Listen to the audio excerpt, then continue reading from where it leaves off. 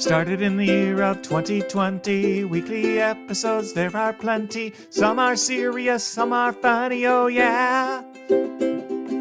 Oh, wow, what do you know? It's time for the Pocket Knife Show. Whoa, whoa, whoa, whoa, whoa, whoa, whoa, whoa, whoa.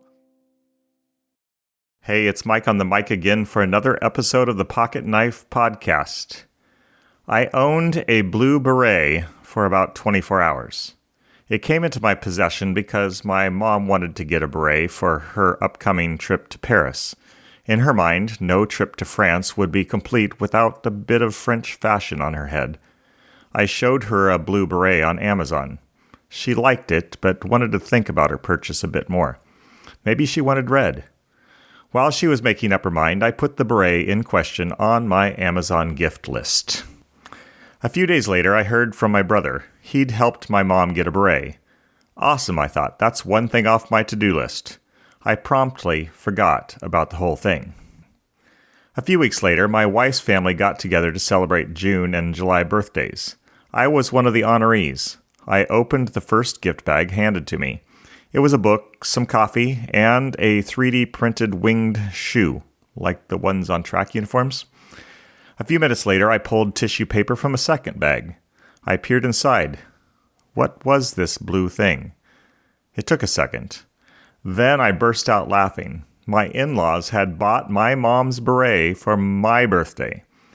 They were tickled when I told them the story. My mother-in-law said, "I thought maybe you were trying something new?" When David arrived at the front lines, having been sent by his father to see how his brothers in the army were doing, he heard the fearsome giant Goliath curse and defy the God of all gods, his God.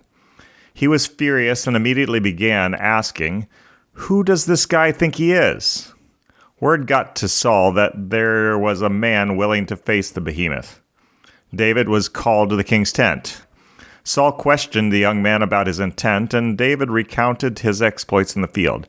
He told of killing a lion and a bear to protect his sheep. Then he said, "Your servant has killed both the lion and the bear. This uncircumcised Philistine will be like one of them, because he has defied the armies of the living God."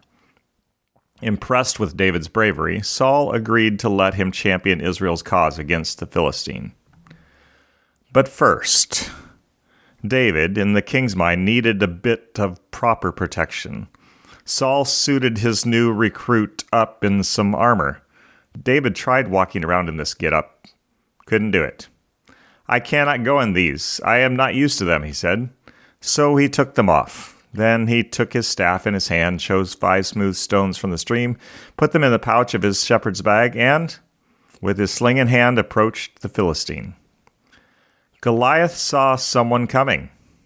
After 40 days, he must have been surprised, at least a little. Who was this? When he saw, he was stunned. A boy with none of the normal instruments of war. Looking at the young man carrying a staff, he taunted, "Am I a dog that you come at me with sticks?" David replied, "You come against me with sword and spear and javelin, but I come against you in the name of the Lord Almighty, the God of the armies of Israel, whom you have defied. This day the Lord will deliver you into my hands, and I'll strike you down and cut off your head." And that's what David did. He used his sling and one rock, and trusting God to help, toppled the great warrior. He took up his vanquished foe's sword, and off went the giant's head. Israel, seeing the champion of Gath lying headless on the ground, leapt into action, routing the Philistine army. What did David say to Saul when the king had offered armor? "I can't go in these. I'm not used to them. They don't fit." What Saul thought necessary, what Saul himself would have worn and done, didn't fit David. David had to do what God had for him to do in the way that God had equipped him to do it.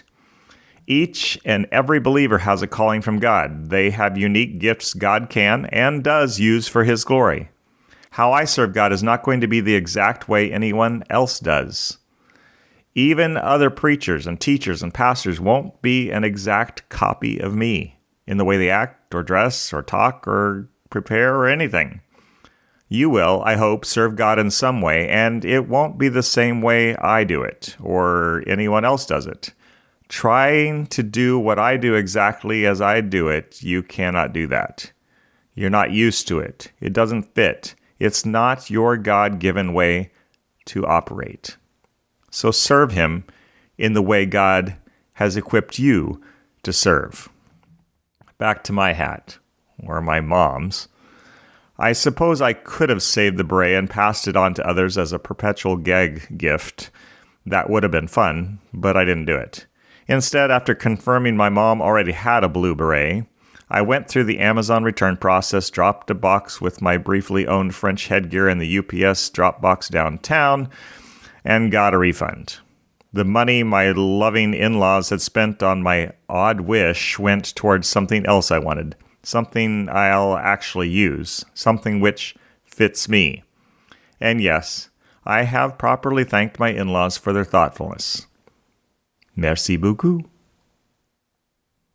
Oh no, it's sad I know we've come to the end of the show. Whoa, whoa, whoa, whoa.